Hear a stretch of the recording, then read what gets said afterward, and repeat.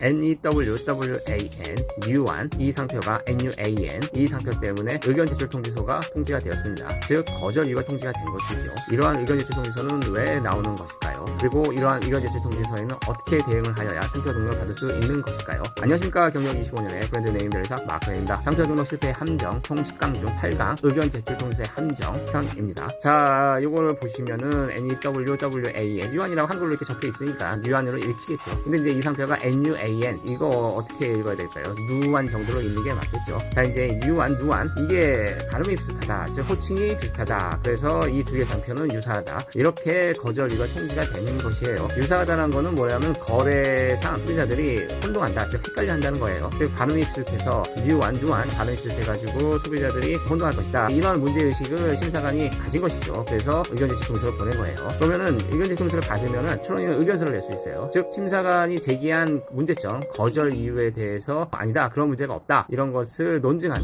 의견서를 제출할 수 있는 것이에요. 근데 심사관은 뉴안과 누안이 발음이 비슷하다고 이미 어느 정도는 마음을 먹었기 때문에 의견 제출 통지서를 보낸 거죠. 그래서 거기에 대응하는 의견서는 문제가 없다라는 거, 심사관이 그 의견서를 읽어본 다음에 그러네, 이거 문제가 없네, 이런 생각이 들게 하게 되는 겁니다. 근데 사실은 발음이 비슷하다는 거는 그 인식을 전환시켜야 되는 건데 그게 쉬운 문제는 아니에요. 그래서 마크웨이는 이 경우에 있어서 발음 비슷하다고 생각하는 심사관의 인식을 전환시켰을까요? 첫 번째는 여기 보이는 것처럼 뉴와 누, 요것이 발음이 다르다는 걸 보이고, 또 하나 완과 안, 이것이 발음이 다르다는 걸 보이는 거죠. 즉 뉴안과 누안에서 각각의 발음이 다르다는 걸 보이고, 그래서 결국은 뉴안, 누안, 이것도 발음이 다르다라는 것을 시각적으로 표현하는 것이에요. 그래서 의견서 곳곳에서 얘기하면서 시각적인 표시를 곳곳에다가 숨겨두는 겁니다. 그래서 의견서를 읽다 보면은 이게 계속 나타나요. 그래서 심사관이 읽다 보면은 요거는 좀 다른데 하는 그러한 인상이 티가 안 나게, 그러면서도 자연스럽게 생성되도록 그렇게 장치를 일단은 꾸몄어요. 그 다음에 두 번째는 판례를 들었어요.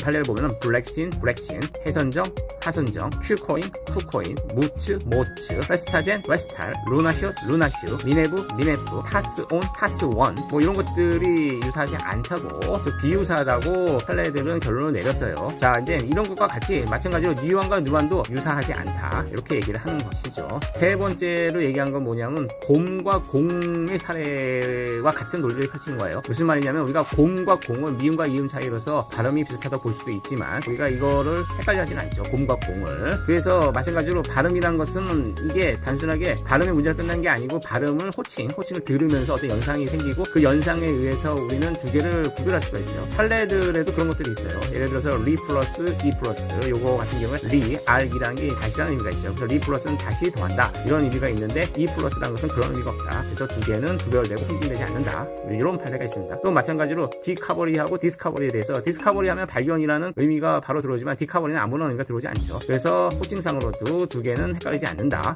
그 다음에 티아라, 티아나, 이런 경우에 있어서도 티아라 하면 왕관이라는 뜻이 있는데 티아라 하면 왕관이라는 의미가 바로 들어오는데 티아나 아무런 그러한 의미가 오지 않는다는 거죠. 그래서 호칭상으로 두 개를 헷갈려 하지 않는다, 혼동되지 않는다, 이런 판례들이 있어요. 그래서 이제 이런 판례들을 들으면서 뉴안 같은 경우도 뉴 때문에 무엇인가 새롭다, 뭐 이런 현상이 일으키는데 뉴안은 그러한 현상이 전혀 없다는 것이죠. 그 다음에 이제는 뉴안이라는 게 이게 사실은 중국어에서 따뜻하다, 따뜻한 난자, 난과 좀 관련이 있습니다. 그래서 그런 것들도 살짝 섞는 거죠. 그래서 이거는 따뜻하다는 관념이 생길 것 같은데 우리 뉴안은 뭔가 새롭다는 현상을 일으킨다, 그러니까는 호칭상으로 이 두 개가 듣다 보면 구별이 된다, 뭐 이렇게 이제 인식을 좀 심어주는 거죠. 그 다음에 뉴안이라는 건 의류 상태예요. 의류, 옷에 대한 것이죠. 근데 이제 뉴안과 누안, 요 정도의 발음 차이를 가지는 것들이 상표 등록을 받은 그런 사례들을 쭉 보여주는 거예요. 그래서 의류 쪽에 상표 심사를 봤을 때는 요 정도 발음 차이면은 유사하지 않다라고 해서 상표 등록을 다 해준다, 이렇게 얘기를 하는 거죠. 그래서 마크웨이가 의견서에서 짜낸 사례들은 뭐냐면은 누쿠, 누구, 누원, 뉴인, 뉴목,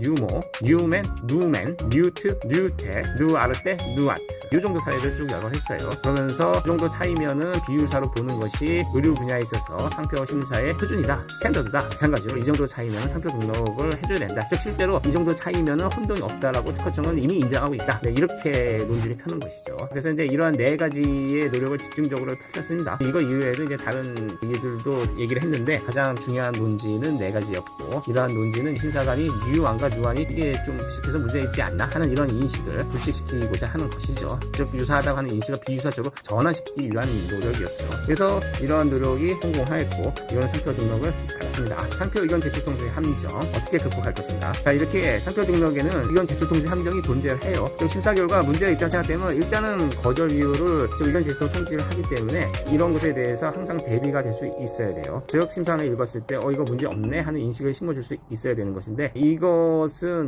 결론적으로는 역량 있는 변호사를 만나야 돼요. 이거를 많은 경우에 보면 아주 일방적인 주장을 펼치는 경우가 많아요. 즉 심사관이 이미 난 이건 유사하다 생각했어, 그러면 유사하지 않다라고 인식을 심어주는 그러한 문구를 쭉 만들어서 쭉 읽고 난 다음에 이 정도면 비유사하구나, 그러니까 상표를 해줘야겠네 라는 이런 생각이 들 수 있게끔 그것을 쭉 써나가야 되는데, 뭐 그렇다기보다는 유한 같은 경우에 있어서 이거는 발음이 다른데 이것을 사람들이 어찌 혼동하겠느냐, 이런 정도의 의견서를 쓰는 경우들이 많아요. 하지만은 그런 거 가지고서는 상표 등록을 받기는 어려울 것입니다. 확실한 상표 등록, 좋은 브랜드 네임이 마크웨이였습니다. 감사합니다.